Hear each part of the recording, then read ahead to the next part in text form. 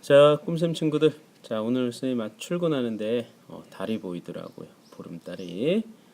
자, 오늘은 10월 13일 등말수 수업하는 날입니다. 오늘은 세 번째 3단원 수업 들어갈 거고요. 자, 뉴스와 관련해서 뉴스의 사회적 기능과 우리가 뉴스를 한번 또 만들어 볼 계획을 세워보는 활동을 하겠습니다. 그럼 학습 목표와 학습 내용 같이 살펴보겠습니다. 자, 오늘은 등말스 47에서 57쪽까지 할 거고요. 자, 학습 목표 읽어보겠습니다. 뉴스의 사회적 기능을 알고 관심 있는 문제에 대해 토의하고 뉴스 취재 계획을 세울 수 있다. 자, 이번에 기환님 학습 내용 한번 크게 읽어보세요.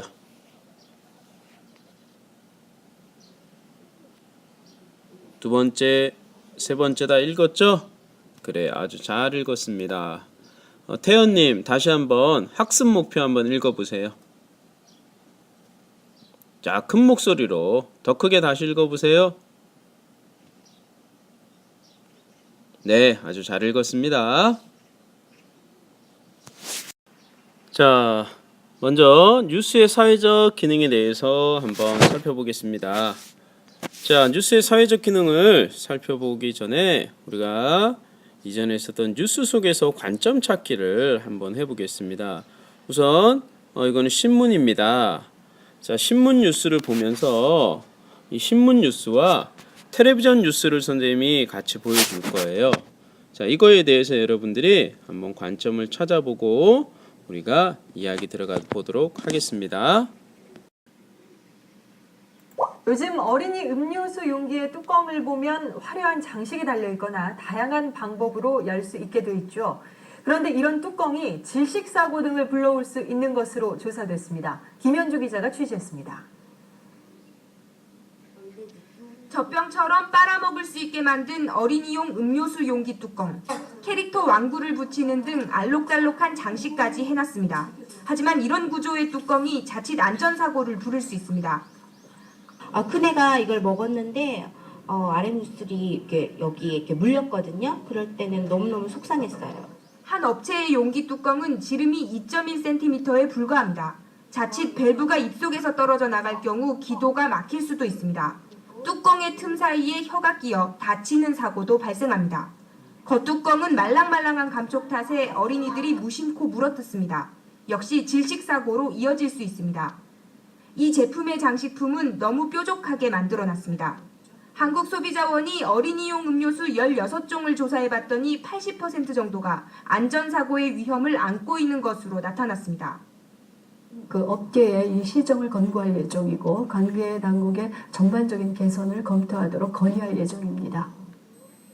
어린이 음료수 용기에는 이처럼 주의사항이 적혀 있습니다. 하지만 정작 중요한 뚜껑으로 인한 질식사고를 경고하는 문구는 거의 없습니다. 실제 미국과 영국 등에서는 최근 6년 동안 질식사고 등으로 4차례에 걸쳐 어린이용 음료수 제품에 대한 리콜이 이뤄졌습니다. KBS 뉴스 김현주입니다. 자, 신문 뉴스와 텔레비전 뉴스 잘 보았나요? 자, 그럼 두 개에 대해서 우리가 어떤 사실에 대해서 이야기하고 누구의 의견이었는지 등에 대해서 한번 정리해 볼까요?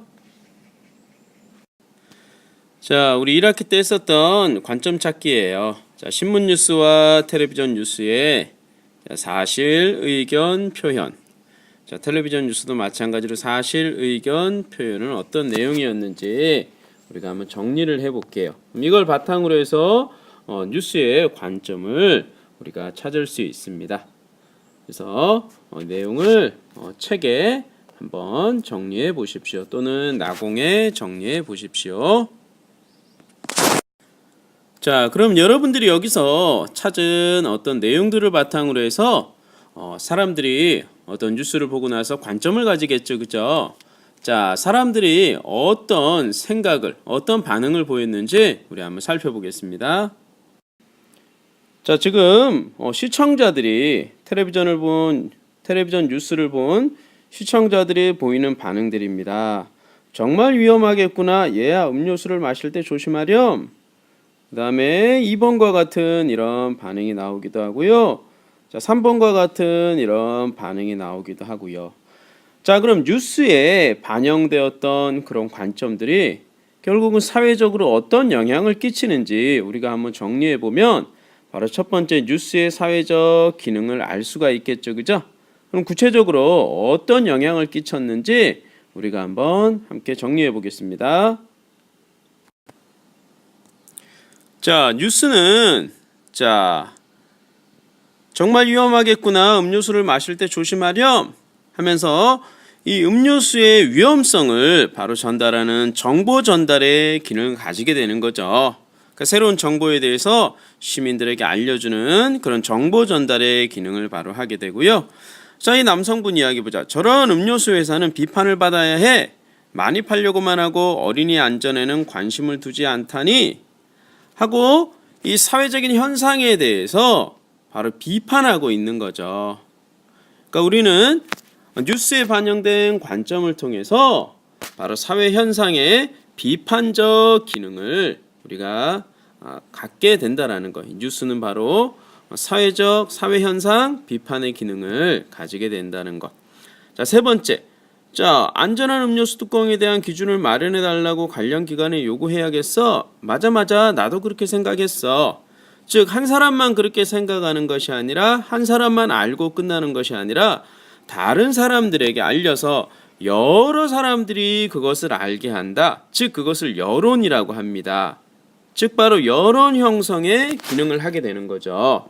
여러 사람들에게 알려서 사람들에게 다양한 정보를 여러 사람들이 알게 되는 그런 바로 여론 형성의 기능도 하게 된다는 거죠. 바로 이렇게 뉴스에 반영된 관점이 결국은 이런 사회적으로 이런 기능을 하게 된다는 겁니다. 그래서 정보 전달의 기능, 사회 현상 비판의 기능, 그다음 여론 형성의 기능 등을 하게 되는 것입니다. 그럼 학교에 와서 같이 붙임딱지 붙여보면서 내용은 같이 학교에서 살펴보겠습니다. 자, 두 번째는 관심 문제 토의하기인데요. 자, 뉴스가와 뉴스나 두 개의 뉴스를 보여드릴 거예요. 그럼 그 내용이 주요 내용이 무엇이고 관점이 어떻게 되는지 우리 이건 학교에서 같이 한번 찾아볼게요.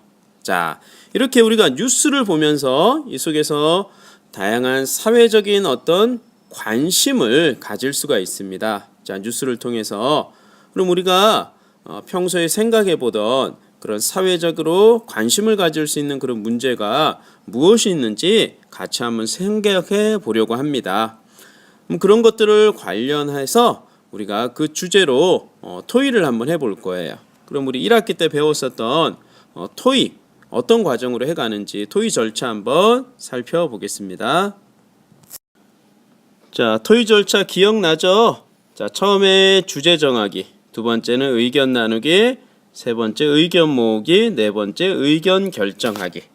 그래서 학교에 와서 우리가 같이 한번 친구들과 토의하면서 우리가 관심 가질 수 있는 관심 가는 문제에 대해서 한번 주제도 정해보고요. 그다음 서로 의견도 나누고 그 나눈 의견을 한번 모아보는 거예요. 그다음 모아진 의견을 중심으로 해서 자, 의견 결정하기로 우리가 토의 활동을 이건 학교에 와서 우리가 직접 한번 해보도록 하겠습니다. 자, 마지막 세 번째는 뉴스 취재 계획 세우기입니다. 자, 우리가 앞에서 관심 문제에 대해서 토의해 봤잖아요. 그럼 이런 것이 사회적인 어떤 문제가 되겠구나 라고 결정이 됐으면 그거와 관련해서 우리가 취재 계획을 한번 세워보는 거예요. 지금 교과서에 예시로 나오는 건 자, 하굣길 군것질 실태에 대해서 이게 문제라고 생각을 했고 이런 것들을 토의했으면 이것과 관련된 취재 계획을 세우는 거죠. 자, 우리 학교 책축제 꼭 뉴스의 사회적 기능 중에 정보 전달의 기능이 있었죠. 그런 정보 전달의 기능의 의미로 우리 학교 책축제에 대해서 알려주는 것, 또 우리의 놀이문화, 또 뭐 양로원 봉사활동에 대해서 이렇게 뉴스는 정보 전달의 기능도 있었고 그 다음 사회현상 비판의 기능도 있었고 또 여러 사람들에게 정보를 알려주는 여론 형성의 그런 기능도 있었습니다. 그래서 우리가 그런 뉴스의 사회적 기능을 생각해 보면서 뉴스 취재 계획을 세워보는 겁니다. 교과서에는 몇 가지 예시가 되어 있는데요. 우리가 학교에서 친구들과 같이 이야기 나누어 보면서 아마 다양한 내용이 나올 것 같습니다.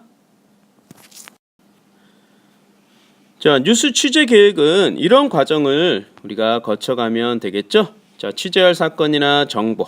두 번째는 사건이나 정보에 대한 우리 모둠의 관점을 한번 생각해 보고요. 사전 조사 방법은 어떻게 할 것인지, 취재 기간은 어떻게 정할 것인지, 누가 취재할 것인지, 자, 기타 계획은 모일 시간, 모일 장소와 준비물 등은 무엇이 있을지 우리가 한번 생각해 보면 뉴스를 어떻게 취재할지 우리가 계획을 세울 수 있겠죠. 자, 이것도 학교에 와서 친구들하고 같이 한번 해보겠습니다. 여러분, 지금 보니까 뉴스 취재 계획을 세우고 뉴스를 직접 취재하는 그 내용까지 오늘 같이 한번 살펴보는 게 좋을 것 같아요. 그래서 조금 더 들어갈게요. 자, 오늘 61조까지 할게요. 61조. 자, 몇 조요? 61조까지. 자, 우리 1학기 때 기억나나요? 자, 텔레비전 뉴스의 진행 순서. 자, 첫 번째 기자의 보도. 기자의 보도가 아니죠? 바로 진행자의 소개. 그 다음에 두 번째 기자의 보도. 세 번째 기자의 마무리 말로 만들어집니다. 구체적으로 우리가 이 순서에 맞게 뉴스 취재 계획 내용이 여기에 들어가고 그거와 관련해서 우리가 취재를 해야 순서가 맞을 것 같아요.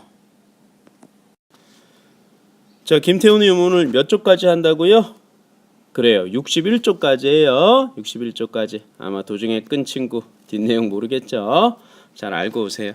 근데 이거는 우리 집에서 여러분 개인이 하기보다는 학교에서 같이 해보면 좋을 것 같아요. 그래서 진행자의 소개는 어떤 내용이 들어가고 또 기자의 보도 내용 어떻게 들어갈 것인지, 기자의 마무리말 내용이 어떻게 들어갈 것인지 우리 학교에서 친구들하고 같이 구체적으로 계획 세운 다음에 이걸 바탕으로 해서 우리 뉴스나 또 뉴스 영상을 제작을 해 가도록 하겠습니다. 이것도 학교에 와서 같이 할게요. 자, 오늘 든말스 선생님 수업 자료 만들다가 갑자기 61쪽으로 늘렸습니다. 늘려야 우리 다음 시간에 취재하고 뉴스 영상 만드는데 순서가 맞을 것 같아요. 자, 오늘 여기까지 든말스 61쪽 수업 마무리하겠습니다. 오늘 수고들 많았습니다. 자, 월요일날 보도록 합시다. 안녕.